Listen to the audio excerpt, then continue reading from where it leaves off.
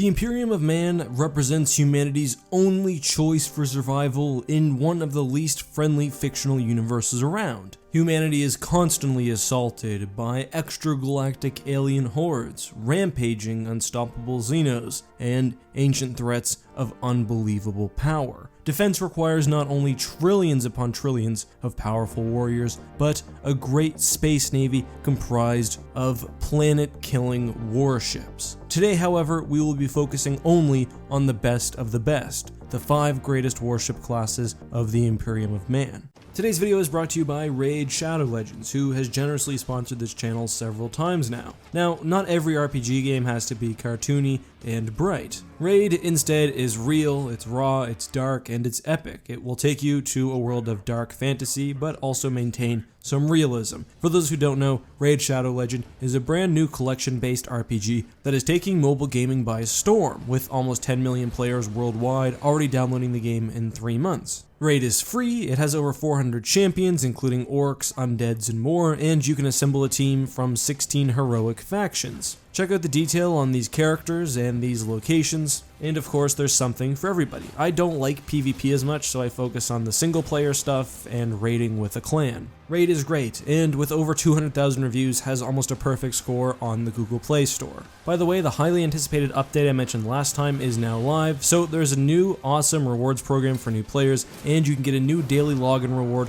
for the first 90 days in-game. So what are you waiting for? Go to the video description, click on the special links, and if you are a new player, you will get 100,000 silver, an energy refill, a 1-day XP boost, and 1 free champion. Executioner. That's this guy. And all your treasure will be waiting for you here. Hurry up though, because these rewards last for only 30 days. Anyway, before we continue though, I have to recognize the incredible help in both scripting and research provided by Lockhart from the EckhartsLadder Discord. Much of this video is from his very sharp mind, and I'm very pleased to announce that he is currently working on getting his own Warhammer YouTube channel set up. And let me just say, you guys are in for a treat. The second he has a video up, I'll let you all know, and I'll also probably be deferring to him when it comes to Imperium of Man stuff. From my understanding, he and his friends, who will also be contributing, plan to cover not only Warhammer, but Star Wars, Star Trek, Babylon 5, and more. Good stuff. Anyway, for today's video, I wanted to stick clearly to ships that were in use in the modern 40k universe. I wanted to keep to ship classes generally instead of looking at one-off vessels, and I also wanted to keep to things that were very clearly capital ships, so that strikes out something like the Phalanx. Unsurprisingly, we will thus be sticking to battleships, the largest standardized ship class in the Imperium's Navy. Battleships share many common features, as you'll see, specifically from a structural design standpoint, but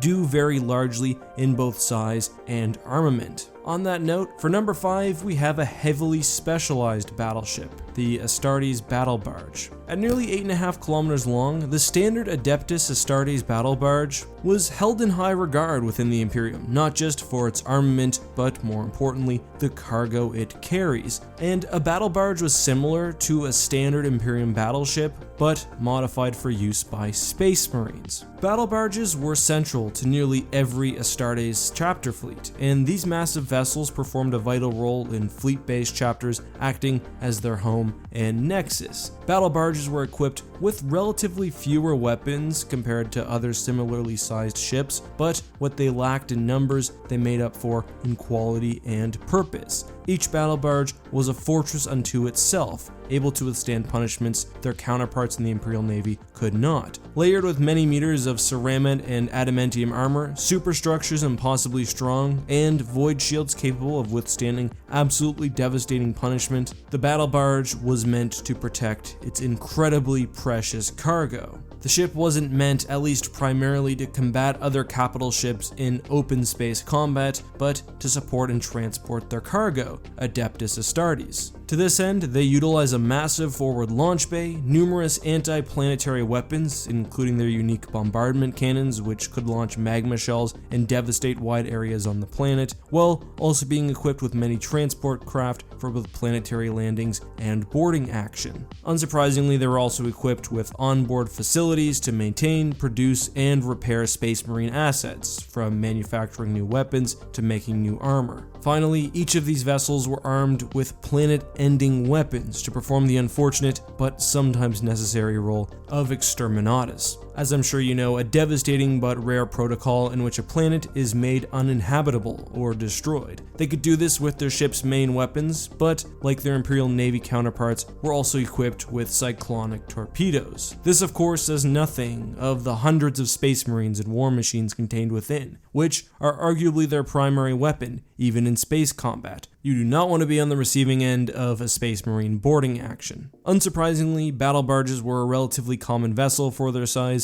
and have served throughout the galaxy in countless engagements. At number 4 is the Oberon class battleship, and at 8 kilometers long, the Oberon is generally seen as a jack of all trades, but a master of none. It could combat a variety of threats from across the galaxy with minimal support, using micro-cannon batteries, launch bays, lance turrets, and forward torpedo tools, filling a role that allowed her to independently operate wherever needed.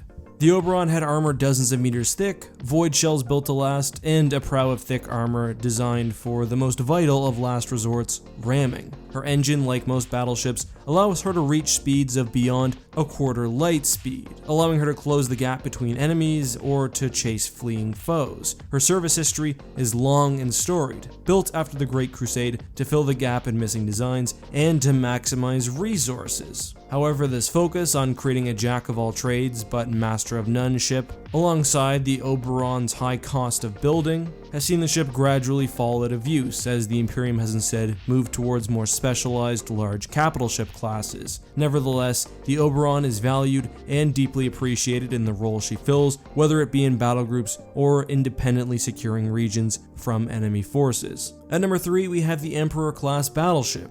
At 9 kilometers long, the Empress isn't quite as well armed as the Retribution, but fulfills a vital and specialized role as a battle carrier. The Emperor can go into far-flung regions without much in the way of escorts, being a fleet in her own capacity thanks to weapons and carried fighter craft. The Emperor is also only one of a few battleship classes which can be fitted with a Nova cannon, a near FTL fleet-killing weapon. Besides that, the Emperor also has incredible void shields, which can hold against even the most devastating firepower, with redundant layers allowing her to retain shield protection long enough for the shield to recharge. However, even in the worst scenario, it's still protected by many dozen meters of thick armor, especially at the massive, incredibly protected prow. Like her namesake, the Emperor is both an incredibly stately vessel, but also one that is incredibly expensive to construct and maintain. Still, they are incredible assets. One of the most recently famous examples of the Emperor would be the Pax Imperialis. Present for the destruction of Cadia, she would fight the forces of chaos which still lingered in the system. During this daunting task, she encountered and engaged the dreaded flagship of the Death Guard, the Terminus Est, a virulent and plague-ridden vessel long corrupted by the powers of the chaos god Nurgle. Cursed and blessed to live and traverse the voids of the mortal realm, the Pax Imperialis, alongside the lunar-class cruiser Heart of Light, fended off the Terminus Est, the engagement culminating in a direct hit by the Heart of Light's Nova cannon. However, that final shot was only made possible because of the efforts of the Imperialis, and that vessel too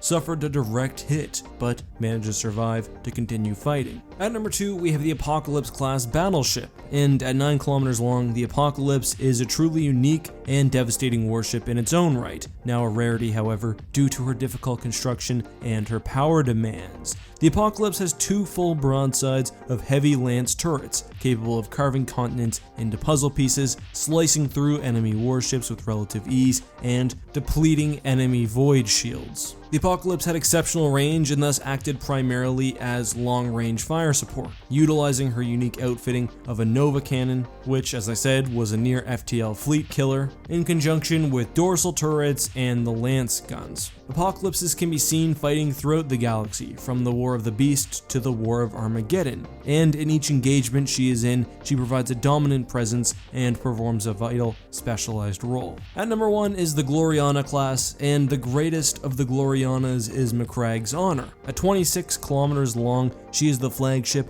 of the Ultramarines, and of course, personal flagship of Rabute Guilliman. Active during the Great Crusade, the Macragge's Honor is the most modern Gloriana-class ship in service to the Imperium, and given that's about 10,000 years of active service, that says a lot. Regardless, she bristles with deck upon deck of macro weapons, numerous heavy lance turrets on its dorsal segment, multiple 4 torpedo launchers, launch bays for fighters, and the tactical capacity to lead an entire sector's worth of ships. She's only been modernized a handful of times in her service life, but received numerous upgrades around the 42nd millennium, specifically related to power generation, new layers of void shielding, updated kinetic and laser point defense systems, new facilities for vital functions, and new technology across the board to ensure that she'll perform her role to her Primarch's satisfaction. The McCraig's Honor has an incredible legacy, from expeditions during the Great Crusade to countless engagements into the 40th millennium and beyond. She has survived all of this and will continue to do so as the greatest ship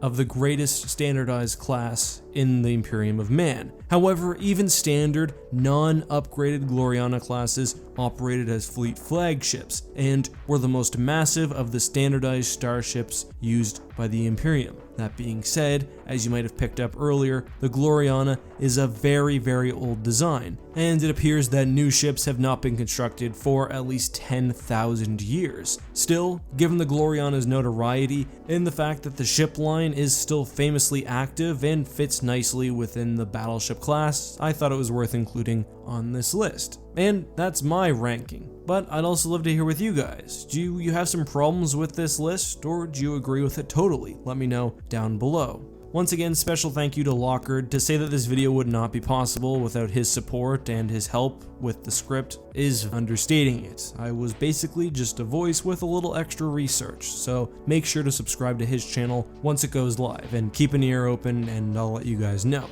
Anyway, until next time guys, have a great week, and as always, may the Force be with you.